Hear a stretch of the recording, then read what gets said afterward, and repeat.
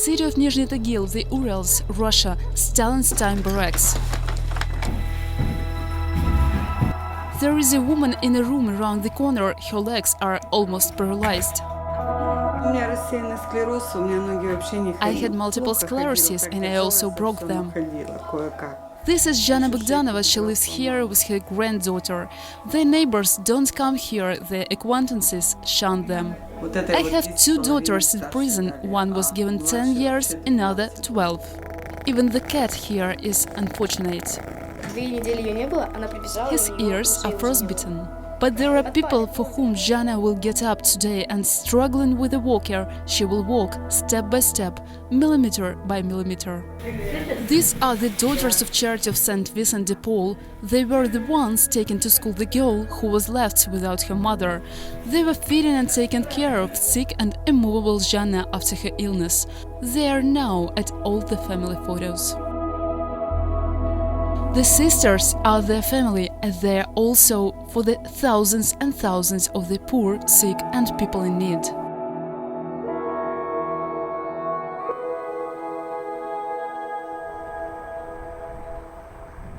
Our charisma is to go where nobody wants to go and where the people are most abandoned. Vincent went and worked there. Throughout the whole vast province of the Saints Cyril and Methodius, and the distances are tremendous. 3 post-Soviet countries, Ukraine, Russia and Belarus. As it was during the Soviet Union, you open your mouth, say something, that already means prison. And for thousands of kilometers from one end to the other. This is a story about the revival of faith, hope and spirituality from the ashes. The story of the Wayans overcoming.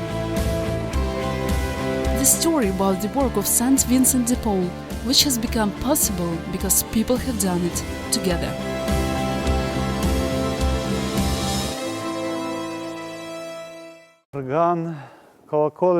Holy Trinity Church in the village of Lyskovo, Belarus. It is the largest building in the entire neighborhood.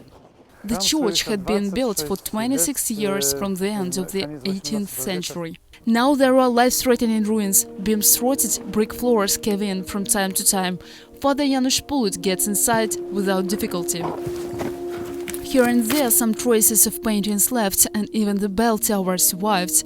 Just a little more than half a century ago, the church, impressed with its grandeur. In this church, Father Mikhail Vernetsky served as the parish priest, and the building in front of the church, there was the house where the conferences lived. Things changed with the arrival of the communists. Father Mikhail Vernetsky was sentenced to 25 years in prison and sent to a concentration camp to Kazakhstan. As for the church itself, the local government gave the order to dismantle it.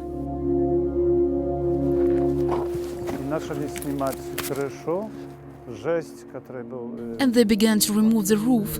The church's roof was taken away and used to cover the house of the collective farm's director. The people said that soon after, the director of the collective farm was killed by lightning. The workers, being scared of God's punishment, refused to further dismantle the church. However, now the church is beyond repair, although in Belarus recognized as a monument of architecture. The fear of God's punishment never stopped the communists in their destruction of churches and the religion persecution throughout the Soviet Union.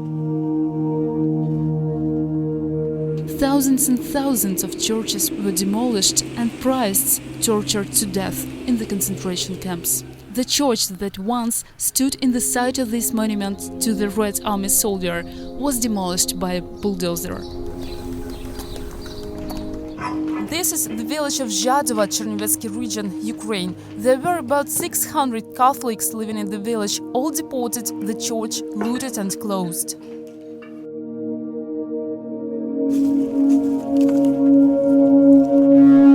Balta, Odessa region. In the 30s, the ancient church building was changed into a bus ticket office and a hairdresser saloon, and in the hedge square in front of the church, used by buses to turn around.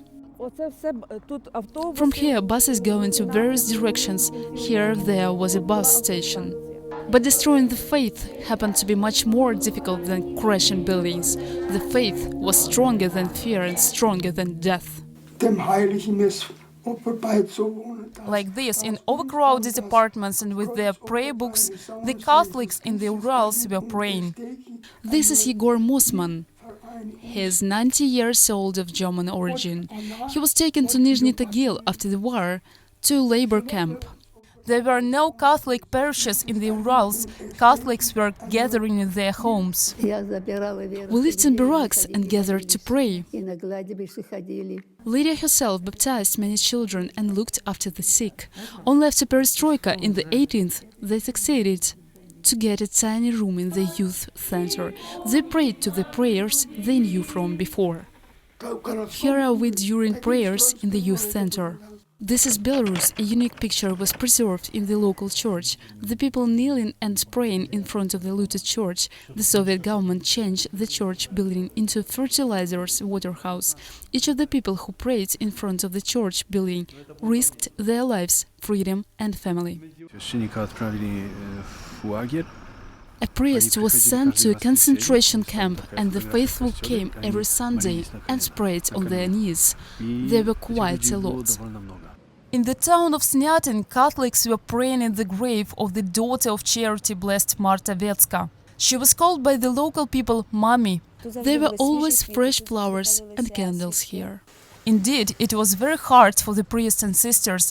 They were persecuted, prohibited to celebrate the Eucharist, teach catechesis, and even wear their religious garments. Any violation was punished by prison and exile. Many priests and sisters left the territory of the Soviet Union for their safety. Some of them remained and continued to serve.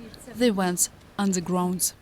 The police came with roundups. Sisters ran away through these doors, but there were searches anyway.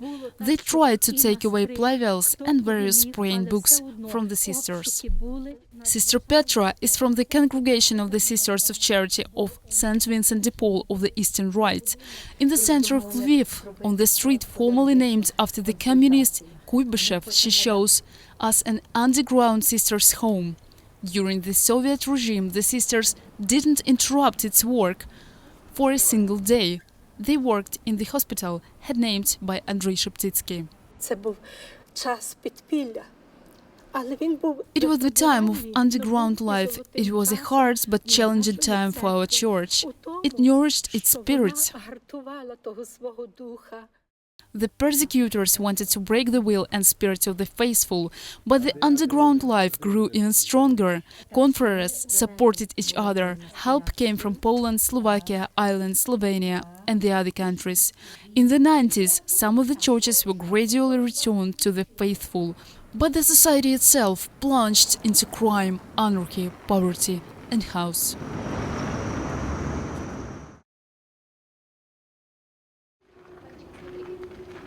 People from all over the city of Kharkiv arrived to Saltovka, as one of the city areas is called. The parish is celebrating parish feasts. After the collapse of the Soviet Union, this area was a wasteland with an abandoned kindergarten. It was here, in the basement of the kindergarten, where the Catholics were allowed to gather. One of our parishioners buried Miraculous medals in different parts of Saltovka. We prayed and the Lord has given it to us. The city gave us this territory. Through the initiative of the Daughters of Charity of St. Vincent de Paul, who first came to Kharkiv, the missionaries of St. Vincent de Paul were invited to come. And the miracle happened. In 95th, one day the priest came to Saltovka. The local superior of the new Kharkiv community became Father Yaroslav Yasho. There were more the directions than the roads. When we arrived, we first rented an apartment in Saltovka, not far from here, and we slowly started in the kindergarten to celebrate the Eucharist when it was -25 outside and -7 degrees in the chapel. Despite the local faithful, there were also Catholic students who came to Kharkiv to study because of the cheaper fees than in their countries of origin, started to join the Eucharist, Africa, India, Vietnam, and at one point the priest made a decision: we will build a church here. They said, we will build a church. They were told, but there is no milk, no bread. But they brought more than bread. They brought meaning of life. But the bread was not forgotten either. Hungry children were coming here from the old Saltovka. Women parishioners cooked for them, feeding near 100 of people a day. Those volunteers began the International Association of Charity in Kharkiv. Poverty and snow were also sinking the city of Nizhny Tagil in the Urals. A closed city for foreigners and citizens without special permission, the city of military and tank industry, the prison city. There were 35 concentration camps during the Soviet Union. Moreover, there is unbelievably cold, down to -40 in winter, and not many days of sunshine. Приехал вместе с отцом Матфеем в 97 году. I came here with Father Matthew in 97th. It was August. We began slowly to get to know the community. After the Second World War, the parents of Tomasz Mavric had fled Yugoslavia from the communists and arrived to Argentina. After so many years, it happened he himself started to serve in a communist territory. The Catholic community was given an abandoned wasteland on the outskirts of the city to build a church. The land was a cemetery where war prisoners were also buried. In the present time, there are still some graves with Soviet stars left.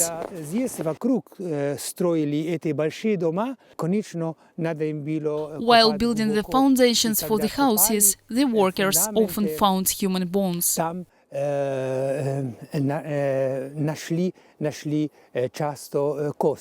A German charity donated the wooden church building. They brought the wooden construction in a truck straight from Germany, and with the help of the local faithful, they assembled it into a period of a week.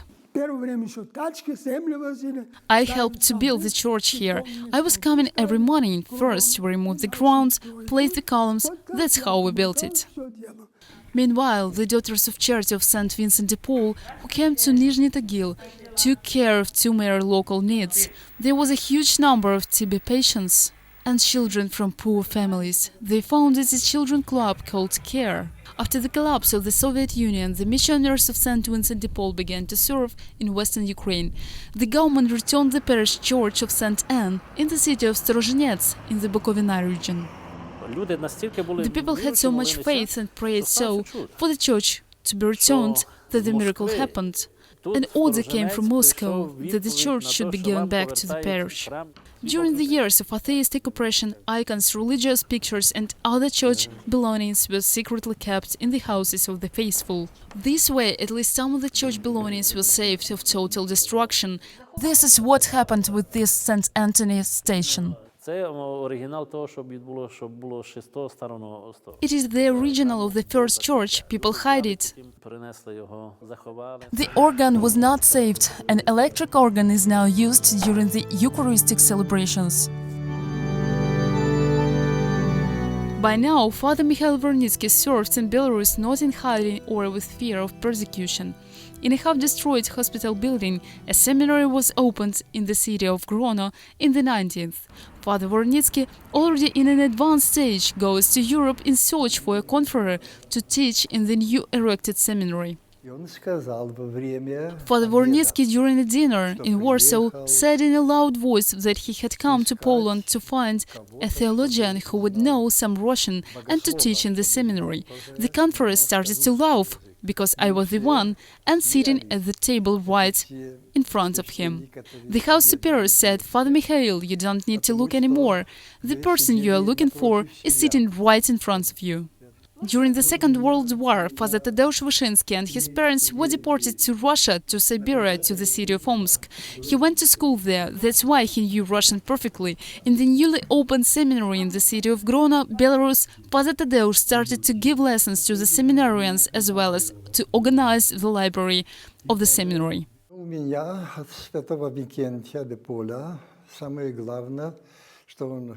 The words of St. Vincent de Paul that are very close to me are, you need to keep close to God, you need to follow God's providence.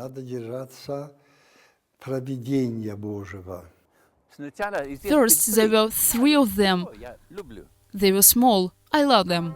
Father Paul also follows God's providence. The only thing Father Paul Roche knew about Ukraine was the Chernobyl disaster. He didn't speak Ukrainian. When the General Superior Robert Meloni called Father Paul from Rome and asked him if he would go to Kiev to open a new community, he went with no delay. They said I had to be there in the city of Kiev to build the central house. Before the collapse of the Soviet Union and in the first 10 years after the collapse, the missionaries of St. Vincent de Paul had been serving in the same country in separate communities, sometimes not knowing or meeting each other. When we first met, "What's your name and what's your name?" Father Paul Roche first rented an apartment in the city center and soon found a piece of land on a hill near the main train station. Because of the financial and the bureaucratic difficulties, the construction took several years, but finally the house was built and received the name God's Gift. The vice province of St. Cyril and Methodius, who was officially erected in 2001, with the blessing of the new house, began a new phase of its development. Soon after, in the house next door, the Sisters of Mary and the Miraculous medal opened their new community. We knew there were no many Catholics in Kiev. He told us, imagine that there is a flood and we go to help the people. We lift them up and first thing we do is put them a question. Are you Catholic? No. He meant we need to help everybody who's in need, regardless of their religion, color or origin. The Sisters' Kitchen is full of life. Every Monday, members of St. Vincent de Paul Society make 200 sandwiches for the homeless. Every week we buy approximately 20 pieces of bread. Once, Father Paul Roche suggested us to start going to the Kiev subway stations and start giving away sandwiches to the homeless. Surprisingly, such a gesture has become a key to many hearts. You're saving us, feeding us, thank you. Our founder, St. Vincent de Paul, told that in any human, especially in the poor, we ought to see Jesus. We serve the poor, we serve Jesus. On Mondays, 10 volunteers and the seminarians go to the streets to meet the homeless.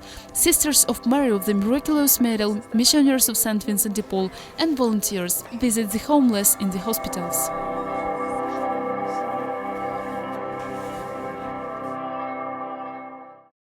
Icons on the walls of the chapel in the community house in Odessa, Ukraine. Each of the icons is representing the encounter of St. Vincent de Paul and Jesus. On this icon, St. Vincent gives water to the thirsty Jesus. On the other one, Vincent visits Jesus in the hospital and prison. The icons reflect the Vincentian spirituality to see Jesus in every suffering person.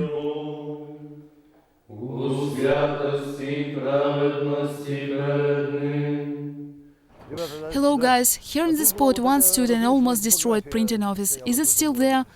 No, it's demolished. He was in so much pain. His name is Vadim, and here in the center of Odessa, somewhere among these ruins, he lived 2 years ago. He had neither job, no food, no clothes. His wife and daughter left him. When you fight for the person and he doesn't want to fight, it is difficult. When the jewelry is taken out from the home, you're fighting and the jewelry is taken out, it is even more difficult. The only thing he had in mind was drinking. I needed to drink 200 grams of alcohol every 3 hours. One day, lost in time, thick and hungry, he discovered the charity bus of the de Paul, Ukraine. I remember him frozen and helpless. He didn't know how to get over that. He lived among construction ruins and was looking for a blanket to warm himself. The bus in the park behind the Odessa railway station, every day at 2 o'clock they feed and provide first aid for the homeless. The hospitals often refuse to take them. As to the roosters, I do not have money, go away, smelly bum. We feed and wash the homeless. Being hungry, the person can make some unreasonable moves. Not far from the bus, in the social center, the homeless can wash and change into clean clothes. It looks so simple, but suddenly they start to feel against as human beings. Among 5% of them change and start a new life. Father Vitaly Novak also serves here. That's how he found Vadim. I'm trying to see the dignity in every human being, no matter how the person looks like or how low he or she had fallen. From the desire to free the people of their dependencies, with the support and collaboration of many branches of the Vincentian family, the Odessa Rehabilitation Center, Community in Dialogue, was born here in the village of Buldinka. І ми поїхали 3 отці і один наш психолог. В Італії знайшли ми наших співбратів, священників з мого ордена. Three conferees and one psychologist visited our confrere Father Matteo, who spent over 20 years helping people to be freed from their dependencies. There I understood that this is what we need in Odessa. Різного виду. І я там відчув, оце і то. At first, there was 1 hectare of wasteland with a couple of old small houses. It was terrible here. There was only one tiny room. Now there are 2 houses and the third one has recently been opened. There are also several utility rooms, cows, chickens, pigs and even a vegetable garden. 13 men live and work here round the clock. Vadim is already the leader of the group. Henry and Sanya today are having a shower, the rest are washing their feet. Then we are gathering in the room to read together. There is also a women's house in the nearby village. There are 6 girls living there. The rehabilitation model is based on a dialogue, prayer, work, willpower, responsibility. And of course, sometimes the dependence wins over the person, but more often the person is renewed and healing. Happiness, forgiveness from the parts of the family comes a consequence. Forgive me, Snezhana, if you can, of course, and you, Ira. That's how compassion can change lives. That is Volodya. He is 18 years old and has Down syndrome. He was living in bed when we came. It is a boarding school for the children with very difficult diseases in the village of Zaluchia. Many of them were born after the Chernobyl disaster. They have been abandoned by their parents and society. When we came here, there were many kids dying from starvation. They were often not cleaned and washed. The volunteers of DePaul, Ukraine, wash, feed and go for walks with them. But most important, they give them something they've never had before – love. Here is Vanya. He was born with severe cerebral palsy. He couldn't walk, talk and hear. He was in a very difficult state. He couldn't even turn neither his body nor his head. He was lying as dead, just breathing. After 2 years of rehabilitation in the Blessed Marta Vetska Center in the city of Snyatin, the unbelievable happened. We are walking now. Go, go. He's walking on his own. Скажи, будь ласка, хто це? Вань, хто це? Мама. This is Marina from Nizhny Tagil.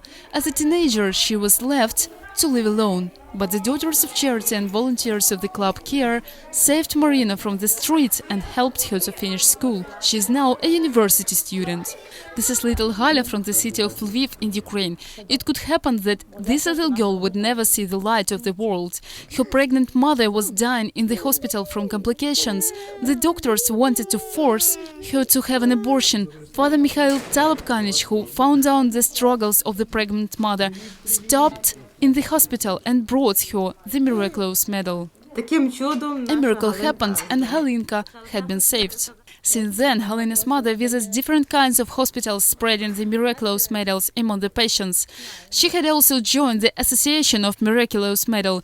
She, with the other 4,000 members of the association in Ukraine, twice a year received a newsletter with news and stories of received graces through the intercession of Our Lady of the Miraculous Medal. This and similar kinds of works are the fruits of collaboration of the all Vincentian family. There's an invitation for the pilgrimage to Marta Vetska in the city of Snyatin. 3 years ago, the Superior General Father Gregory Gay had participated in the pilgrimage to the tomb of the Blessed Marta Vetska, setting an example for everybody. No distance or responsibilities could be an obstacle for a common cause of the all Vincentian family. Since then, every year in the month of May, large number of pilgrims from all of the 10 branches of Vincentian family take part, joined as well by other pilgrims. A column of pilgrims walking from the parish church to the grave of Blessed Marta stretches across the city. An incredible example of unity shows also the annual mountain climbing in the region of Transcarpathia. To take part in this way of the cross is an honor and joy for the faithful. Parishes grow in the Ural Mountains, 350 kilometers north of Nizhny Tagil. In the cities of Krasnoturinsk and Severouralsk, two small communities gather to pray, celebrate the Eucharist. But the most numerous and multicultural parish is situated in the city of Kharkiv, Ukraine.